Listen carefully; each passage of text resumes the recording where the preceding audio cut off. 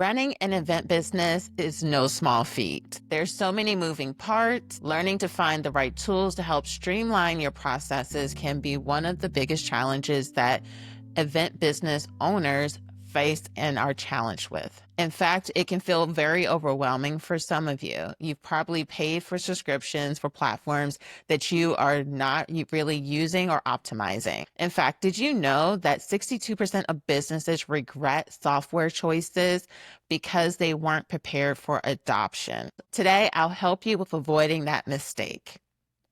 This video is going to give you a step-by-step guide to process mapping so that you can transition from a manual system to automation for success. Before we jump into it, hi, my name is Jessie. I'm with Green Eyed Ambition. On this channel, we talk about all of the unsexy things that go along with running an event industry business. It doesn't matter if you're an event planner, caterer, DJ, balloon artist, or anything else inside of the industry. I like to bring clarity to help you scale and have a profitable business. In the past, I've spoken about different platforms that you can potentially choose for your business. Everyone has different services that they provide, as well as client experiences that they're wanting their customers to receive. So I'm not going to talk about a specific platform. I'm going to talk to you about how do you go from using 5, 6, 7 different platforms, apps, or paper notes and things like that to actually getting all of your information into an organized system. In the past, I've spoken to people that have wanted to transition to platforms, and all they end up using it for is just to send out invoices and contracts because they haven't been able to figure out how do you get what they do day to day inside of a structured system. And the thing I always say is that you cannot put chaos into a computer program. And most creatives love to just focus on the pretty creative things, but the back office, it just really goes to the back burner because we have other things that we need to worry about.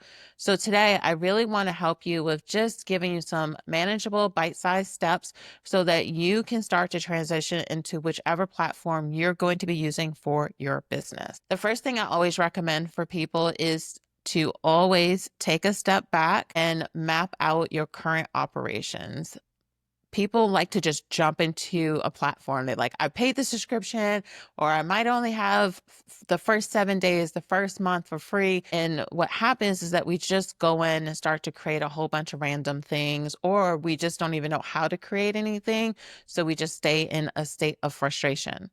So you don't want to skip this step of actually looking at your current operations. Understanding how your business runs today is the foundation for a successful transition. It's important for you to know what are the steps that I am wanting to take my client through in their process. And I'm not even going to just say only your client process. Think about team members or vendors that you're partnering with. Each person or each stakeholder that you're actually interacting with has a process, regardless if you know or realize it. So I want to give you some examples to think about. So think about the processes like booking venues, how you market your events, what type of client communication should be occurring. When should you be updating timelines? What is your actually time? And most importantly, how are you even going to collect post-event feedback? Which is something that often comes up when I'm working with people that they're not consistent with because they're having to do it manually. So it's sometimes I collect reviews, sometimes I don't. I don't even have a way to collect reviews. Like I hear those conversations all the time. When it comes to mapping, I'm not going to say there's a right or wrong way to map. I like to use paper and pen to map, but there's some really cool tools for those of you that are techie. You can use tools like Google Drawings, Lucidchart, but like I mentioned, just do pen and paper. Take a column and write out after a client does this, this is what happens. When I reach out to a vendor, this is what happens. Take the time to create flow charts or workflows to have clarity on what you're currently doing inside of your system. And the most important reason to do this is because it helps you with identifying gaps and opportunities for improvement. And there's just something about writing it down that helps with you getting more clarity on what's happening or what is not happening. The second step is for you to review your workflows to identify pain points or inefficiencies. I often will tell people we don't have failures or mistakes, we have learning lessons. So think through, when were some times that you had learning lessons that you were able to sit here and think, okay, it would have been better if I got this information. Or if you're finding that clients are micromanaging you because you're not communicating effectively or efficiently or consistently, what are some things that you can do better? So once you've documented your workflows, ask yourself this crucial question: what isn't working? Identifying pain points is key to software adoption. Does manual data entry eat up too much time? Are communication delays causing confusion? Is your data spread across multiple systems and creating these gaps? Every business has inefficiencies. That's why it's important for us to always pretty much do this, I would say at least once a year or once every couple of years, because you don't want to get into the process of like, oh, this is just what's working. And you may be missing out on opportunities to actually work better or create spaces that make it easier for the people that you're wanting to hire or that are on your team to do a more effective job. And if you do have a team or vendors or even previous clients, this is the time for you to gather those individuals and just do feedback. Message some people that you may have serviced in the past and ask them, what were some of the things that you think that we could have done better? What are some things that you liked? What are some things you didn't like? And if you have team members or vendors, you can also find out what is happening with the processes that they're having to follow and getting valuable insights to understand if there's anything slowing them down or what can actually be improved so that they're able to do a better job at their skills and talents. Step 3, here comes the fun part. Imagine what your workflows could look like with the right software in place. This is where you get to create a future state process map and workflow where current inefficiencies are addressed using automation. So this is where we are taking the things that we are currently doing with the things that are not working well, and then we're actually thinking through, what can our workflow look like if we were to solve those problems? So for example, take your booking process. Instead of manual follow-ups, your CRM can automatically confirm bookings, follow up with clients if they haven't scheduled consultations or if they haven't paid you on time. Or you can even have that it sends reminders to clients to let them know that their event is coming up and what time to expect you. And as I mentioned, we can even think about, how are we communicating to our vendors? So what are some things that you can have in place when it comes to vendor participation, or for those of you that are vendors and you partner with event professionals? Like, what are some of the communications or follow-ups that you need to have inside of your workflow? And yes, you may not know how to put this in your system as of yet, but think of this as your North Star. Think of this as your perfect case scenario, because these optimized workflows will guide the features you prioritize in your new software. Sometimes people get so wrapped up in not knowing how to do it in their platform compared to actually thinking through, if I'm going to invest in using a software, how do I optimize it to be able to help my business with the gaps that we have so that you're able to really grow and scale your business. So once you've done this, you want to set clear goals for your automation. Automation can transform your business, but only if you approach it with clear goals in mind. This is where SMART goals come into place. If you've never heard of that acronym before, S is for specific, M is for measurable, A is for achievable, R is for relevant, and T is for time bound. So for example, as a business owner, you will find that there's so much more power and clarity with what you're doing and the potential results that can come from it. Yes, I know in the beginning, it can be a challenge to have clarity on what is working and what may not be working. And most of the time, that's because we don't even have real clear goals outside of making money. And we don't have a way to actually track any of that information. And that's the beauty about using automations and having systems, is that it will allow for you to have more visibility inside of your day-to-day activities, as well as what is happening, as well as how you're on track for some of your goals.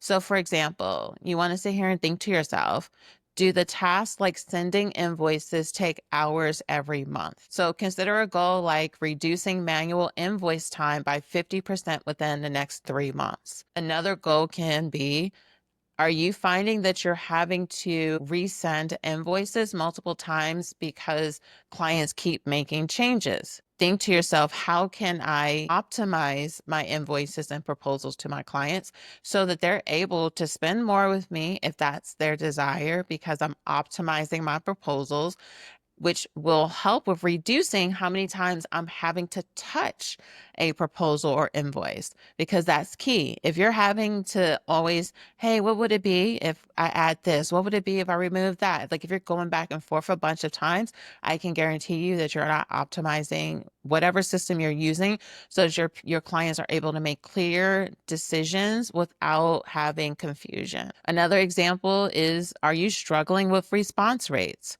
You can aim to improve your communication response time by 40% this quarter by using clear automations. And believe me, if you have a system that you're using, they are able to track what is your conversion rate compared out of how many people are reaching out to how many people are actually signing your contracts. You can find out that data depending on which platform you're using. So remember, the goal of automation isn't just speed. It's about aligning with your overall business objectives to make your job easier and make your clients happier. What happens is that we get so wrapped up in the time of learning how to use a system and not thinking about how our time can be improved by having a system. So don't get stuck in that trap of thinking, oh my gosh, I don't have the time. I just rather keep doing it the way that I'm doing it, even though you're spending a lot of time doing it the way that you're doing it. So once you've done that, it's time to prepare for the migration of what you have been doing and putting it into this new. You already know HoneyBook can make your life easier. However, you may be in a position where you know that you're not using the automations or any of the really cool features to the fullest of its capacity. Let's be real, learning how to set up a CRM can feel challenging. So if you're tired of DIYing your CRM so that you can actually start to convert clients and feel the ease from using this platform, it's time for you to check out my Done For You services so that you can get access to workflows, templates, and automations. My Done For You services are intended to make your event business thrive. So let's take the headache out of the process and get started together, because you deserve to be able to focus on what you want to focus on, which is your business, which is to make money inside of your company. So are you ready to have a system that's working for you? If so, click in the description so that you can set up a free consultation with me today. System. Finally, before implementing your software, you need to prep your data. A smooth migration starts with clean, accurate, and organized data. So wherever you are currently storing your data, be it you're using Square, you might be using PayPal, you might be using Cash App, and those of you that are OGs to my page, you know how I feel about several of those platforms. So hopefully we're using something to be able to actually have data to put into our system. Or you might be new into business and you don't know any data, but you want to have clear data that you can migrate your clients into. So wherever you're getting this data from, be it if it's a CRM, be it if it's an email marketing tool, be it Instagram, however you're getting this data, You want to take the time to audit your existing database and the data that you have. You want to remove anything that's outdated or duplicated. So if you know that someone you worked with no longer works at that company, if you're doing corporate clients, or if you know that maybe a client passed away or some kind of reason, you want to audit data so that you're not bringing in over all this outdated information into whatever platform you're going to have. Then you want to now look at the information you have and think about, how do you standardize the format? Like, are you making sure you're getting everyone's email? Are you making sure you have everyone's phone number? Are you making sure you have everyone's birth dates? Standardize the format so that it makes it easy for you and your team. Once you've taken the time to do that, now you want to look at the software that you're using and see what type of support they provide with transferring old data into the new system. I find that a lot of CRMs do have this as a feature where you can download a CSV and it can come into their platform. Then you still have to maneuver some of the information. However, taking the time to organize it before you bring them into the new system, I feel like it's a game changer and it's like chef's kiss, because you don't want to take the time to go and clean up something after you put it into your platform. Do it before. And I get that that might sound like a lot of work, but paying attention to these details up front will save you headaches down the line and ensure a seamless transition. You will find by taking the time to understand your client journey will make all of these steps seem so much more easier for you. Process mapping is the key to choosing the right software that truly makes a difference in your event business, which ultimately impacts how you will be able to transition into the software that you are choosing to use.